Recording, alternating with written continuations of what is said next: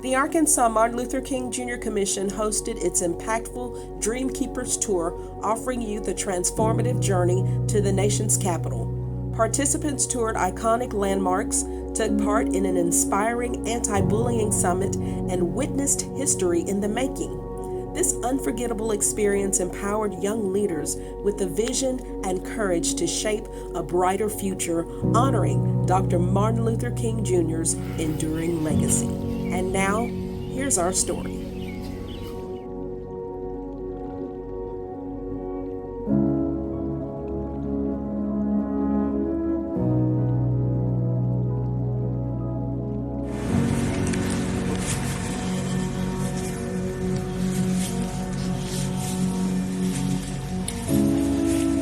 The delegation to Washington, D.C. included delegates from across the state, including youth from the Pine Bluff Anti-Bullying Youth Task Force. What's up? No, don't get comfortable yet. No. We gonna get some energy in a minute. So, as soon as Takira come back, we're gonna get some energy.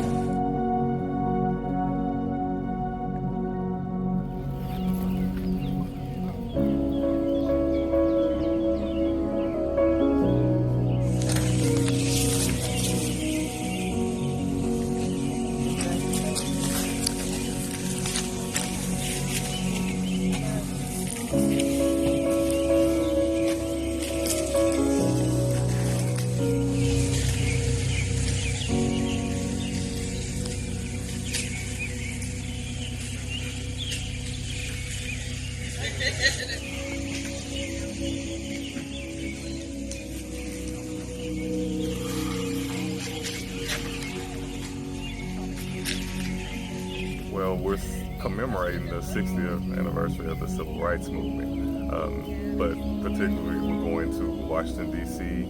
for the unveiling of the statue of Daisy Bates. Historical event because she was just instrumental in what we as educators, we wouldn't be where we are today if she didn't help open those doors for schools to be integrated. So she spearheaded that here in Little Rock with the Little Rock 9. Our students are learning that history about her, but it's important to know that history so that going forward, it just gives not only a sense of pride, but also a sense of purpose. So this event is just monumental, historical. I hope that it builds a memory for them that they can continue on and pass on to the next generation. Okay, welcome to the home of the late Miss Daisy Gatson Bates. We're on the cusp of the 70th anniversary of the Brown versus Board of Education Supreme Court decision, which ruled that schools can no longer be segregated. So this is the headquarters. Her home is where she gathered the Little Rock 9. So when it came to Arkansas to start integrating the schools here between 1954 and 1957, right after the ruling was passed, Ms. Bates went out and assembled some African American students to integrate Little Rock Central High School. And this is where they met, right here. There's 2 floors in this house. Of course, there's a traditional living room and 3 bedrooms, and there's a basement with a library where she met with Thurgood Marshall. She met with Dr. Martin Luther King Jr. When he would come to Little Rock, he would stay at the home of Ms. Bates, as well as a lot of people who would come in who were working on civil rights cases during that time. And this area here was an affluent African American area. So you can't see it now, but a lot of these homes have swimming pools. And if you go in the home of Miss Bates, she had state-of-the-art appliances and equipment. So this area is a historic area in and of itself. And so Miss Bates, this is where she would mentor the Little Rock 9. She would pick them up and take them to school every day and make sure and to keep them encouraged even though they were going through a lot. This is her home where she lived, where she mentored students, where she made plans to help so many people, where she was a journalist, and where she fought for so much. And she spoke with Dr. King at the historic March on Washington on August 28th of 1963. So she was one of the few women who spoke at that event. So we're going to Washington, D.C. to stand on those very steps, and we're here, right here at her home. So, yeah.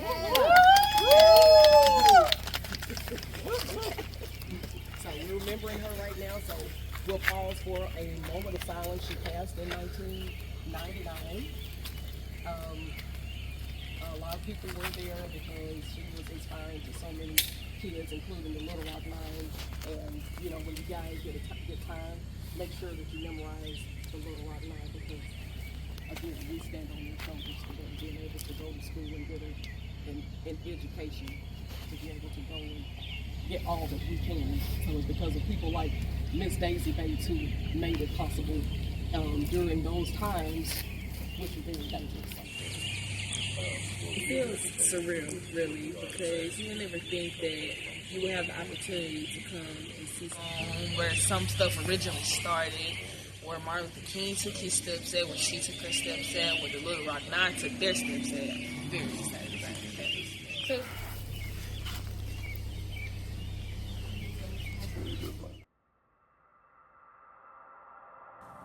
The next stop was Memphis, Tennessee.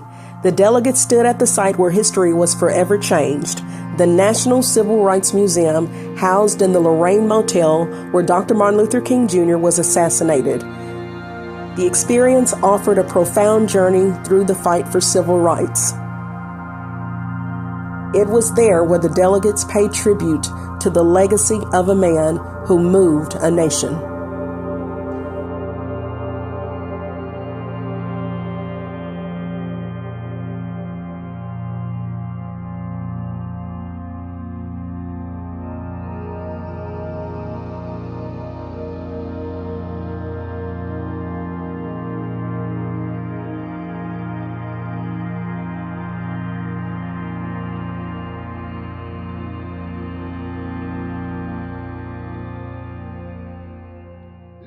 Where Dr. Martin Luther King Jr. was assassinated.